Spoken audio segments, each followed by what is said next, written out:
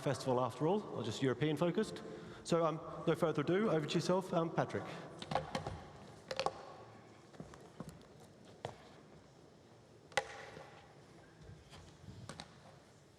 Just a second here, I need to make a booking. I just arrived this morning and need to get a hotel. I think the Wi-Fi is Expresio2022. What's the password?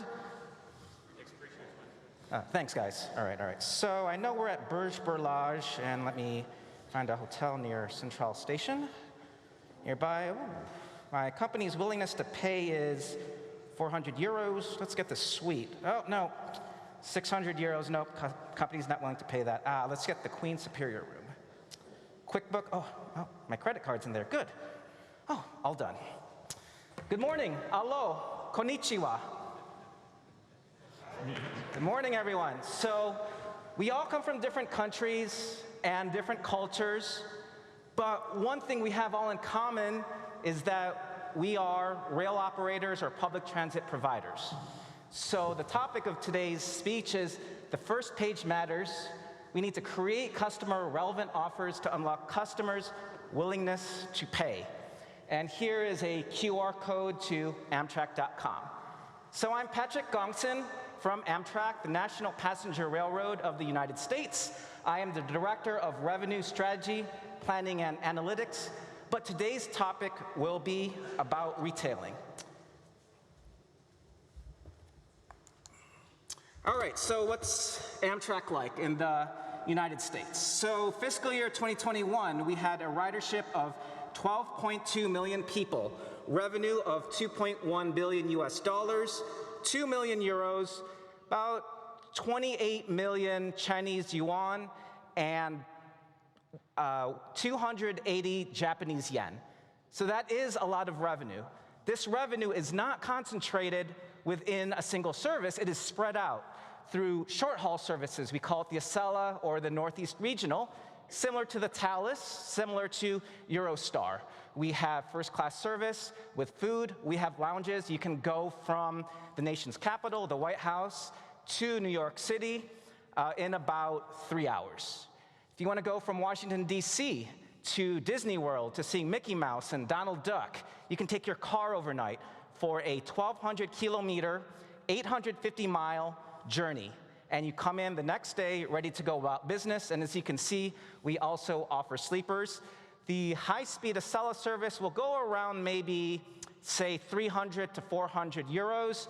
And the auto train, let's say, is around 1,000 euros.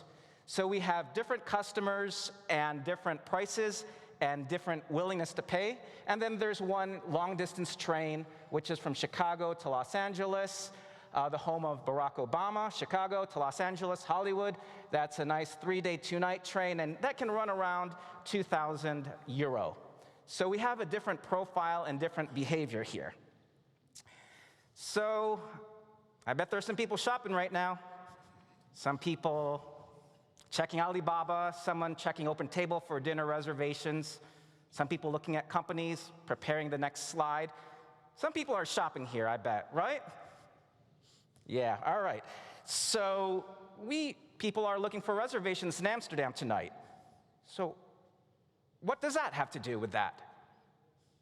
It has everything to do with this speech here. So here's some statistics. 75% of the people stay on the same page. If you're even Google searching using a search engine, people pay attention to results only on the first page and nothing else. And I bet if you were shopping, you bought something within that first page, whether it's hotel, a reservation, stuff on Amazon, or Alibaba. Search results statistics. Within that first page, 36.4% click on the first link. 36.4. Then the second link, we have 12.5. Third link, 9.5%. Half of this room, just slice this aisle, will rely only on the first 3 links to look over. Likewise, that translates your shopping experience to that first page. So what does that mean? We need to create relevant customer offers in this very limited screen space, whether it's this limited screen space here, it's on your phone, as well as on your laptops. Come on, some people are doing business right now, and some people are shopping, whether personal or for your next business trip. But you have that limited screen space, so it must be relevant. So, can everyone, or for those who are willing to, please hold up your cell phones, just right now. Just take a break from work a little bit. Hold them up high. All right, now we simulate a marketplace. Look around, all of you. Look around, just look at each other. Now imagine it's time for a new cell phone. And imagine everyone and salespeople are just holding up their phones saying, buy this, buy that. All these 150 people in here, how does that feel? Intimidating. Is it relevant? Can I make a decision, or should I just run away, do another business meeting and defer? So now, what if we just had 6?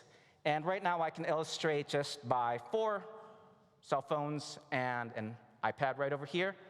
Now, if you're making a corporate decision or a personal decision, say between 400 and 600 euros to make that decision, how does that feel now? I see a nod. It feels easy. It's simple. Perhaps it's relevant. Maybe the 6 phones are for people who are into the high-tech stuff, or maybe the 6 options are into people making business decisions, not with the bells and whistles in there. So we need to create customer-relevant offers to make a sale in that limited page in the first screen. And finally, why do we do this? Well, to unlock customers' willingness to pay. So as I said in the beginning, okay, my company had a willingness to pay of 400 euros. And I tried to push it as much as possible, but the 600 is out. But if there was only a 200 room a night available, then that's money left on the table. Apple has phones, 400 euros to 1,600. So if there was only one price, we would lose customers, and both at the lower, and also for customers who are willing to pay higher, to pay more for functionality or for warranties or some other accessories, that would be money left on the table. So we need to retail. We cannot just have commoditized products on the market. And hopefully some of you used your phones and QR codes or went to the website and made some purchases so far on Amtrak.com. All right, so let's talk more about the Amtrak world. And this, you don't have to copy, but these are ideas and concepts that talk about willingness to pay. So we have something in a nice storefront that you have prices that's relevant from some time band from 6 a.m. to 12 p.m. And you can see some prices going up and down, so there is some flexibility in terms of first class and business class and coach class, side by side, all within this nice screen on the equivalent of an iPad, or also there's a version in the mobile which is not displayed here. But looking at this all alone kind of gives some guidance on what customers want. They can go peak off peak. We have, you can see a little blurry, 115 up to 475. So you've got a broad range of prices and options for customers. But does it stop there? No. We want to avoid commoditization. So it's not just a trip, but there are also willingness to pay with respect to flexibility. There are some cell phone providers where you can exchange, you can buy up, you have warranties, you have covers, you have screen protectors, all that. There are other options to be there. So here in Amtrak, we sell on also willingness to pay, where in the business class, we have 303 US, 337. The 337 has 100% refund before departure. And although there's not as much detail, there's 303 US with some caveats in terms of refundability. So some path forward in our retailing experience, being more customer-centric and more customer-minded and catering to their willingness to pay. The pricing department, who is in the first row today, they are looking into expanding the retailing options. What is appropriate? What is customer appropriate? They are probably looking at flexibility also for first class, perhaps adding more options in business, and perhaps changing the prices with peak and off-peak. Our e-commerce department, who will come in the future, is looking for a low fare finder up top for those who are more price sensitive and less particular about the train departure. So all this information has to be relevant and quick so that they can make that purchase on the first screen and complete their journey and be satisfied. It should be noted, with the cell phone example, with waving it up, there was a study done where you offered 24 options of free jam at a grocery store, free. There was a conversion of only 3% into sales. 3%, very small. Reducing it to 6, conversion rate, 30%. That's a 27 percentage point increase, 10-fold increase, because essentially the offers were relevant and fit within their field of vision, and that unlocked their willingness to pay, and it was customer-centric and customer-minded. So, are we done after a customer buys a seat? No, there are some other options. They were in that track. There were some items. The main item was the journey. Likewise, if you were shopping, perhaps there was some cross-sell at the end. There was, would you like wine when you check in? Would you like an upgrade? Would you like breakfast? So here, ancillaries come after the main sale. The pet fee, we have 40 US. You can bring your pet. In some other routes and trains, we have the ability to sell golf clubs. So the pricing department is looking to improve the retailing experience and sell additional options. And then we have seats at the very end, and the e-commerce department is working to improve the experience to bring the seat to the front of the sales process, because at least for the Amtrak customer, they want to know what seat options are available as opposed to the end. We are more liberal compared to other rail operators, such as EU, where customers can select their seats, and we have been debating about seat assignments, the ability to change their seats. So that's still up in the air, and it's tailored to the needs and wants of the customers that we are serving. So, are we done yet? Is there still another part of the retailing experience? So, similar to the cell phone, warranties, some other small items, we're not yet done leading up to the journey. There's still another opportunity and avenue to sell, such as the last-minute upgrade. I bet some of you flew here or took the train and upgraded to a higher class of service. Some people placed bids. Likewise, Amtrak, we have something called the Bid Up program, where customers are sent an email or having the opportunity to place a bid for the amount that they are willing to pay for an upgrade.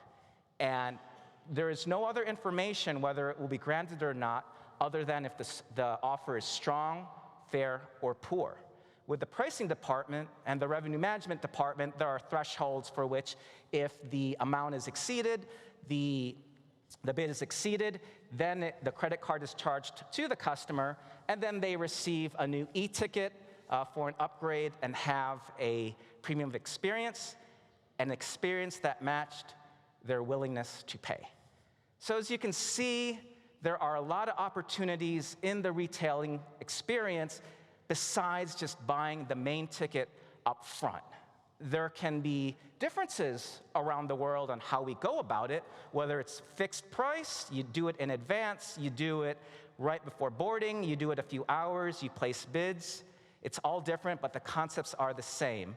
We need to take care of the first page, ensure that we create customer-relevant offers to unlock the customer's willingness to pay, therefore increasing the revenues to our company. And here are QR codes that summarize what we have talked about, as well as all the research and news behind the statistics and numbers. So in this speech, I see people taking photographs, that's great, and I hope that I did provide enough information on the first page of this that some of you made some purchases on our rail and contributed to our revenue. So thank you very much.